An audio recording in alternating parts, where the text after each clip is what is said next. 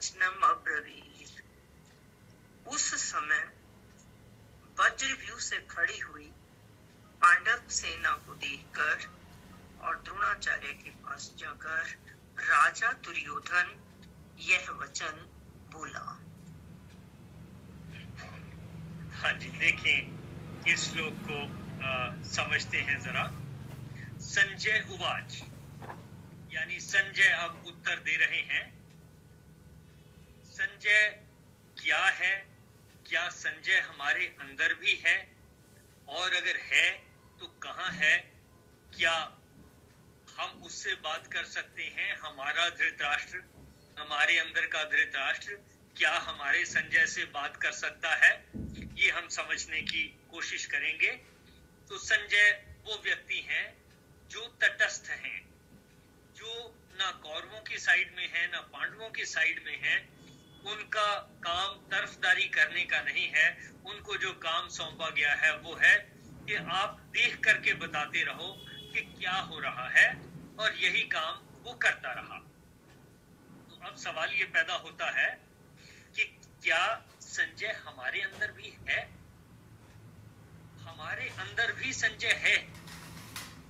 कौन सी शक्ति है, कहाँ है?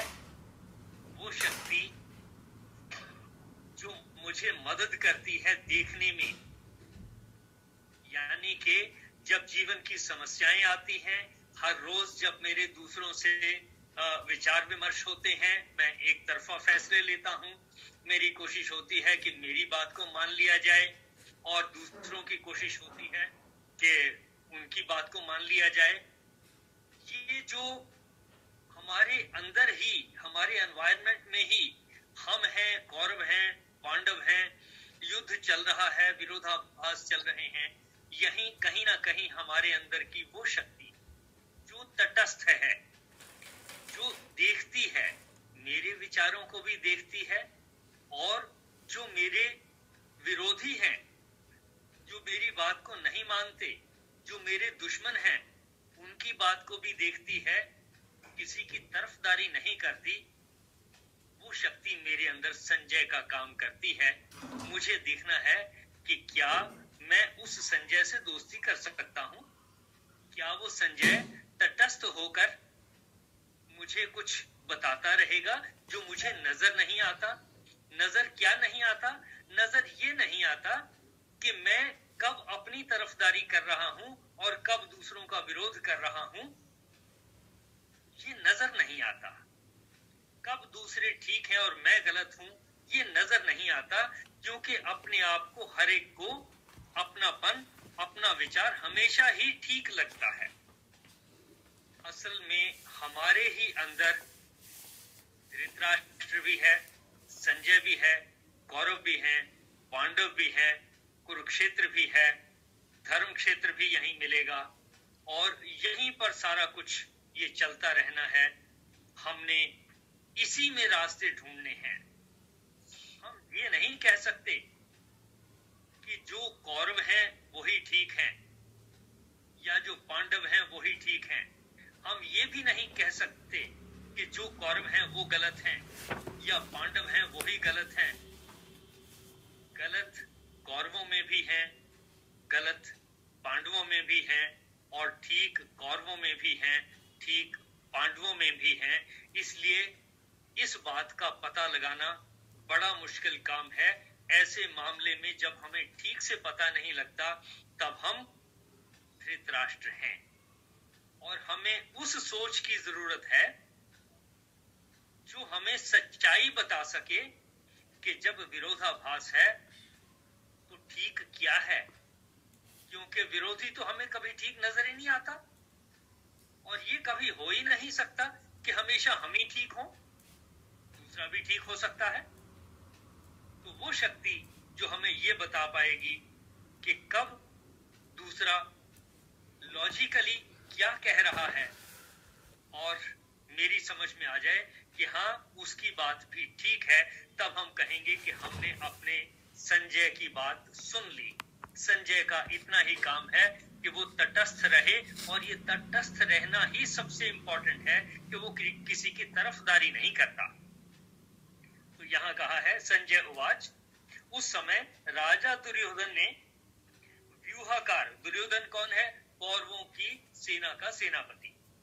उस समय ये संजय बता रहे हैं, धृतराष्ट्र को बता रहे हैं, उस समय राजा दुर्योधन ने व्यूह रचना युक्त पांडवों की सेना को देखकर और द्रोणाचार्य के पास जाकर, द्रोणाचार्य उनके आचार्य हैं, द्रोणाचार्य के पास जाकर यह वचन कहा।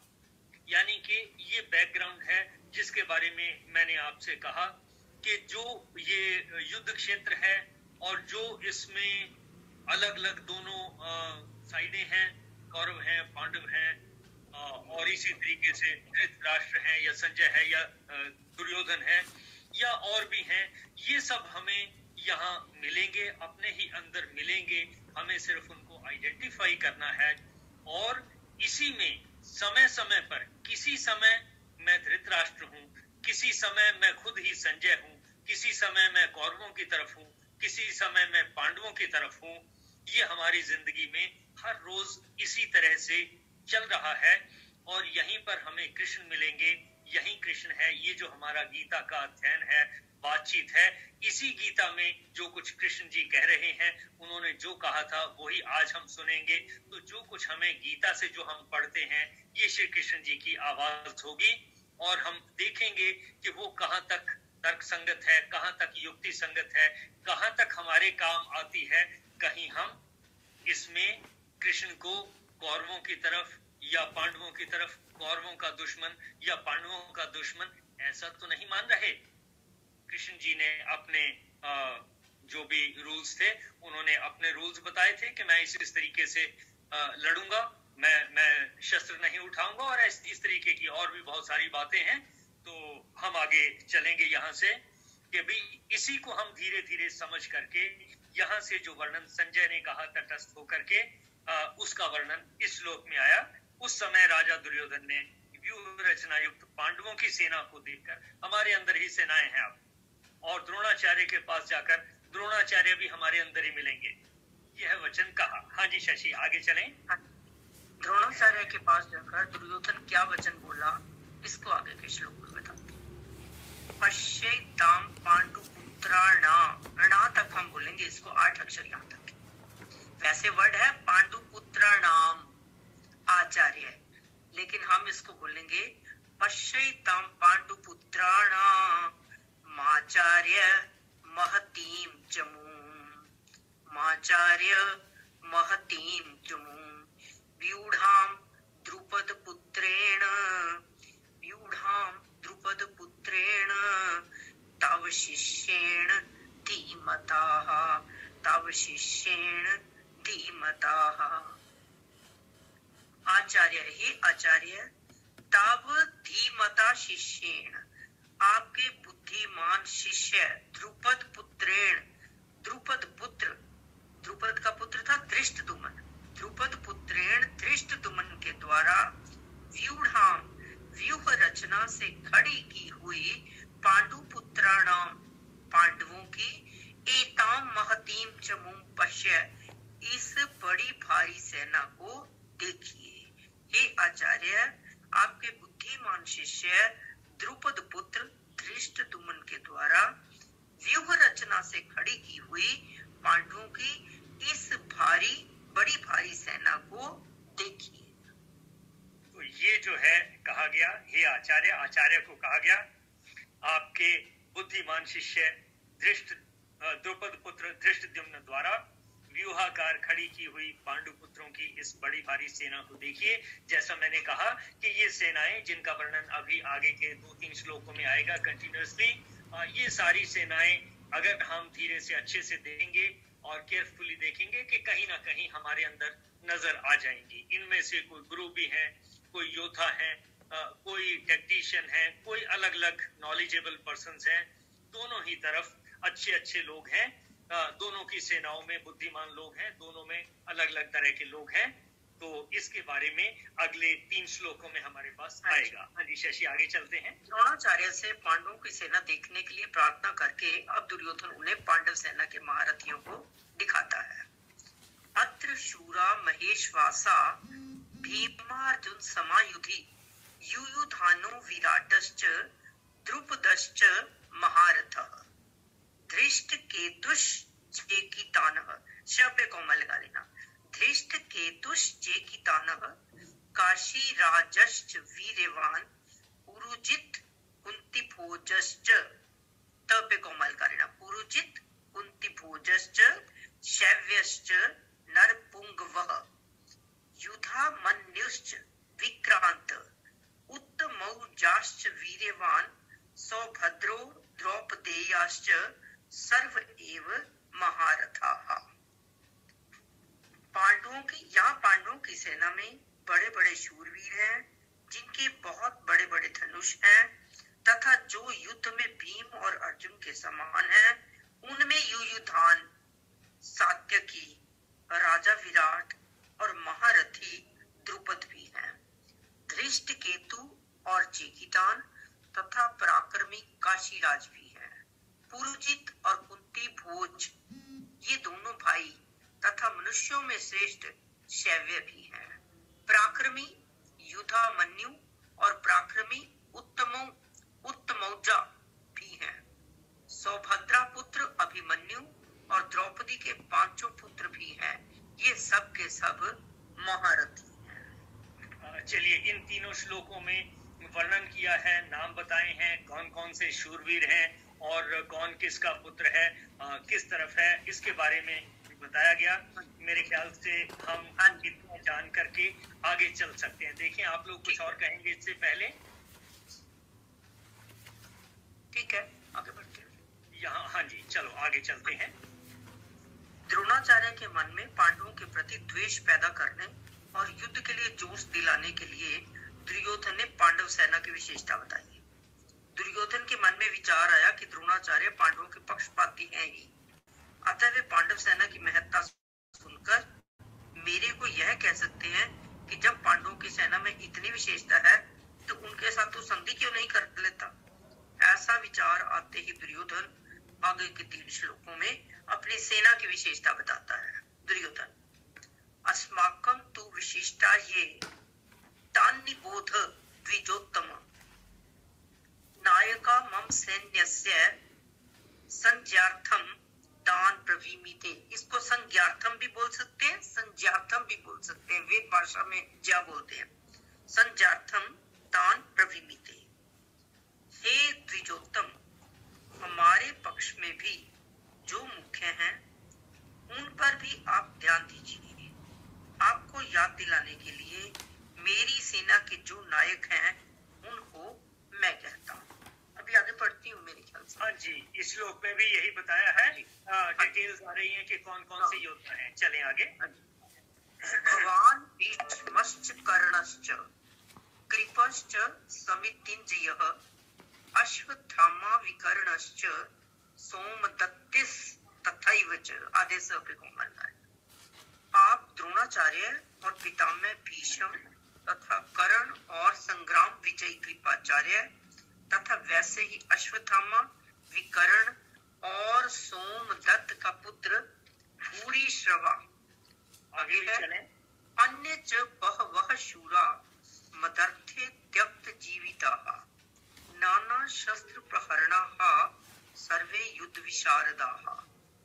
इनके अतिरिक्त बहुत से शूरवीर हैं जिन्होंने मेरे लिए अपने जीने की इच्छा का भी त्याग कर दिया और जो अनेक प्रकार के अस्त्र शस्त्रों को चलाने वाले हैं तथा जो सब के सब युद्ध कला में अत्यंत चतुर हैं।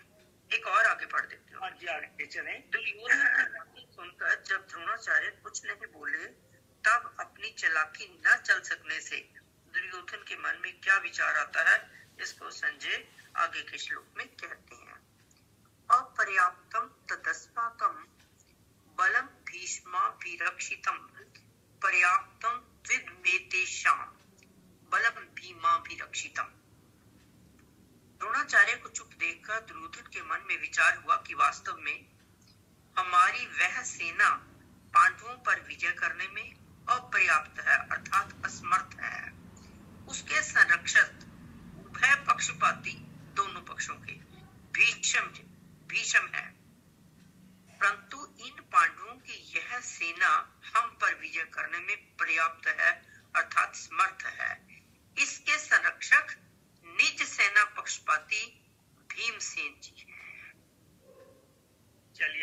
ख्याल से आगे चलते हैं।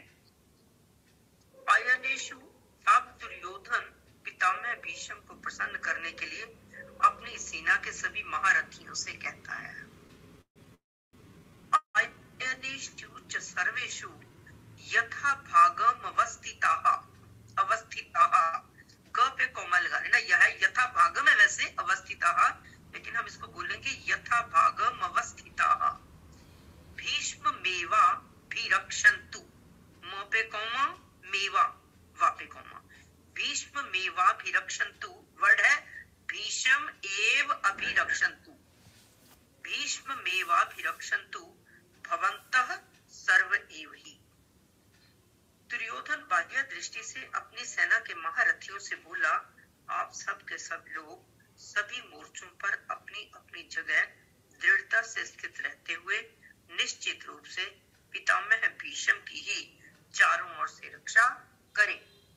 देखें, इस श्लोक को थोड़ा सा समझ लेते हैं। यहाँ बताया गया भीष्म पितामह की सब ओर से रक्षा करने का। इसका मतलब जो सुप्रीम कमांडर है किसी आर्मी का, उसकी रक्षा करनी है, उस पे प्रहार ना हो जाए, वो क्षतिग्रस्त ना हो जाए और उसके जीवन का नुकसान ना हो जाए। क्योंकि किसी भी सेना में सेनापति के ऊपर अगर प्रहार होता है तो फिर उसके बाद जो नेक्स्ट सेना को टेक ओवर करता है उसको पहले से सोचना पड़ता है। वो पहले से उसके साथ होना चाहिए कि क्या उसके मन में चल रहा था, जो क्षतिग्रस्त हो गया, जो मारा गया, जो सेनापति अब नहीं रहा, अगर ऐसा हो जाए कि उसके मन में क्या चल रही थी प्लानिंग, किस तरह से उसने युद्ध को जीतना था। तो ये जरूरी है किसी भी लड़ाई में, युद्ध में, कि जो सेनापति हैं उनको बचा करके रखा जाए, चाहे वो एक सेनापति हो या अलग अलग मोर्चों पर बंटे हुए सेनापति हो। सेनापति की सबसे ज्यादा इंपॉर्टेंस है, सबसे ज्यादा जिम्मेवारी है।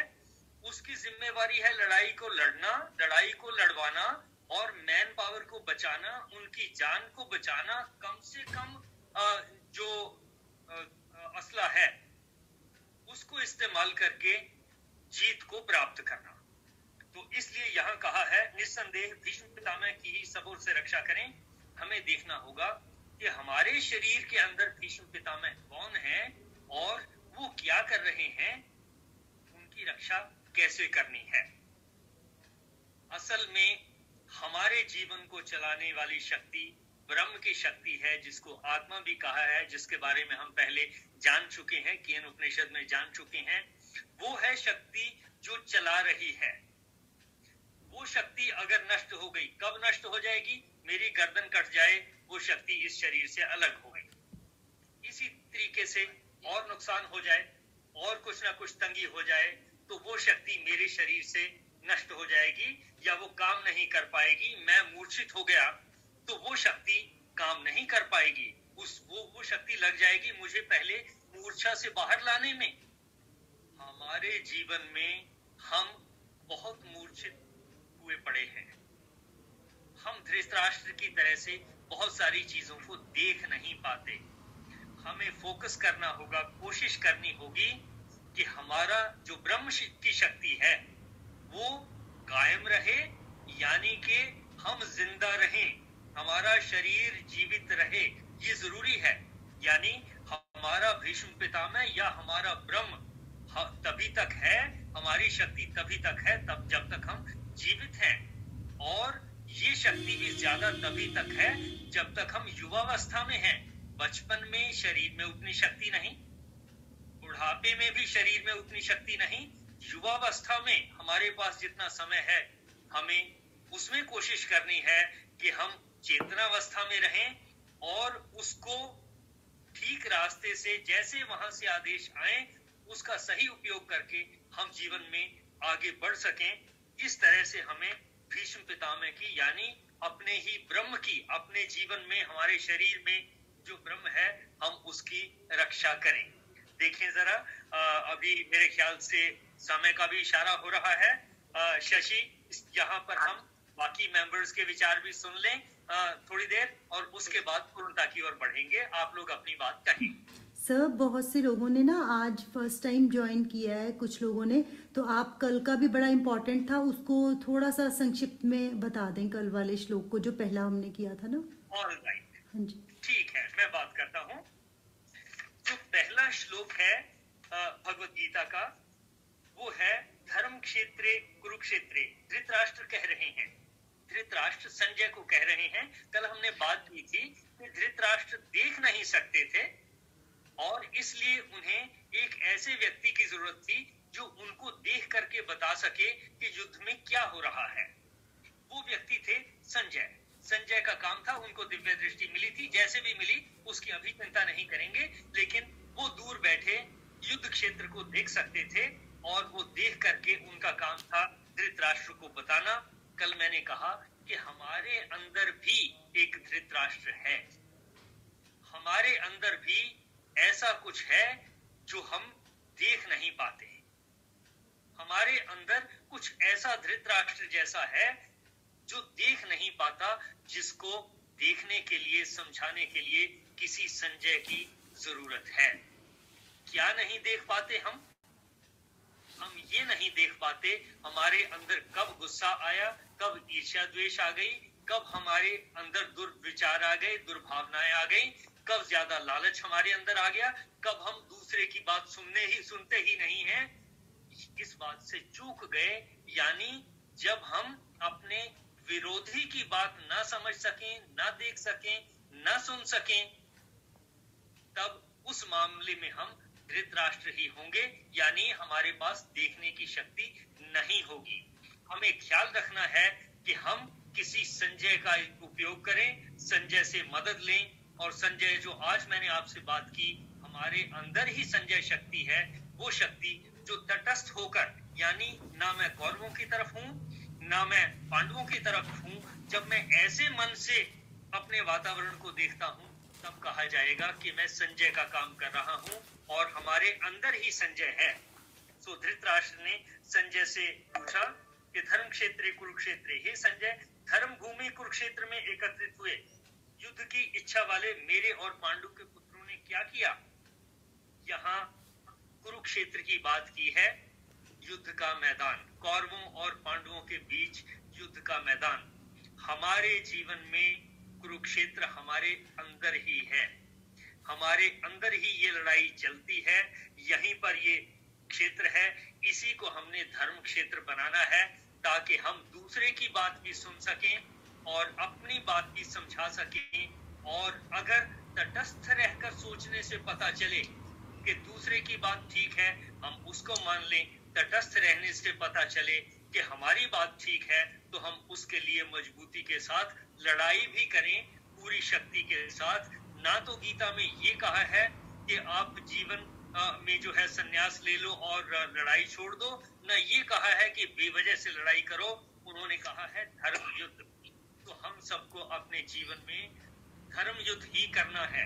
हमारे हर रोज जो मित्रों के साथ, परिवार के बंधु बांधवों के साथ, बच्चों के साथ, बड़ों के साथ जो डिफरेंस ऑफ ओपिनियन रहते हैं, ये है बड़ी चैलेंज जिसको लेकर के हम आगे चलते हैं कि क्या हम गीता में जो कृष्ण जी ने कहा है उस आवाज को सुनकर अपने इस कुरुक्षेत्र में जो रोज हमारे अंदर युद्ध चलता है, क्या हम उस युद्ध को ठीक से लड़ पाएंगे।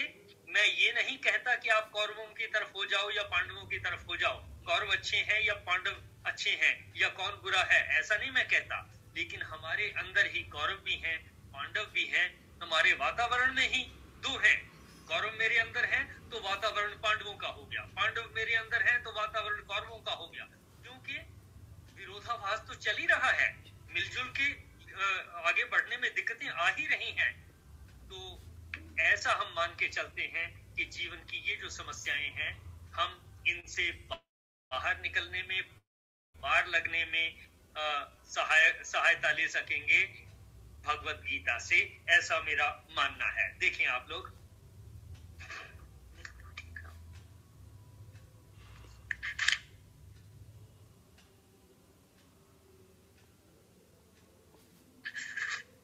कोई भी मेंबर अपनी बात कह सकते हैं, कोई प्रश्न पूछना है प्रश्न पूछ सकते हैं, अपने विचार शेयर करना चाहें अपने विचार शेयर कर सकते हैं, साझा कर सकते हैं। आज के श्लोकों में तो यही है कि हमने अपने अंदर के भीष्म पितामह को संभाल के रखना है, ब्रह्म की शक्ति।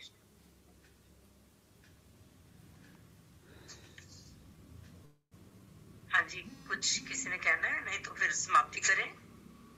ये ब्रह्म की शक्ति ने भी हमें भी तो संभाला हुआ है ना।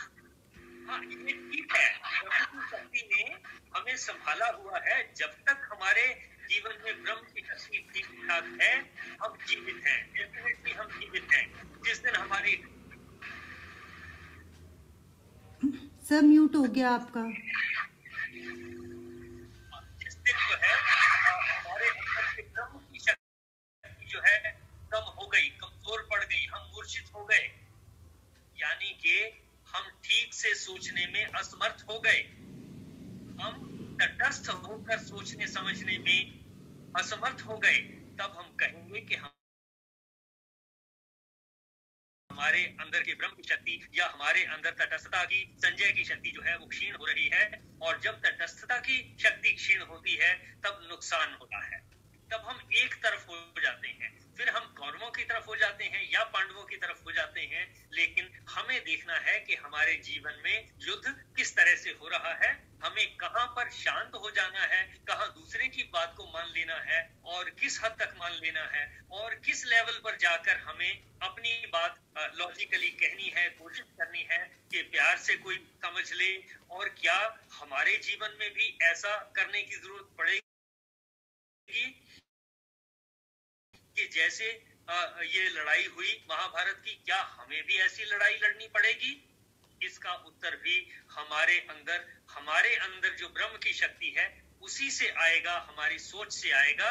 सब चीज के पीछे एक ही शक्ति है, वो है हमारी सोच। देखें, ठीक है। हाँ जी, किसी और ने पूछना है? सर्वे भवन्तु सुखिनः, सर्वे सन्तु निरामयाः, सर्वे भद्राणि पश्यन्तु, मा कश्चित् दुःखभाग् भवेत्, मा कश्चित् दुःखभाग् भवेत्। गौ माता की परम कृपा से सुख समृद्धि का बसेरा, गोधन से दुख दरी दुभागे, सब ग्रंथों का सार घनेरा। बोल गौ माता की जय। हरे कृष्ण हरे राम राम राम हरे हरे। ओम ब्रह्म अर्पणम अस्तु। ओम सत्संग का बहुत आनंद, ये श्रृंखला बनी रहे। बहुत अच्छा लगा, बहुत अब डिटेल में आपने बताया, बहुत बहुत शुक्रिया। मैं अंदर कोशिश करेंगे हम उन पे चलने की।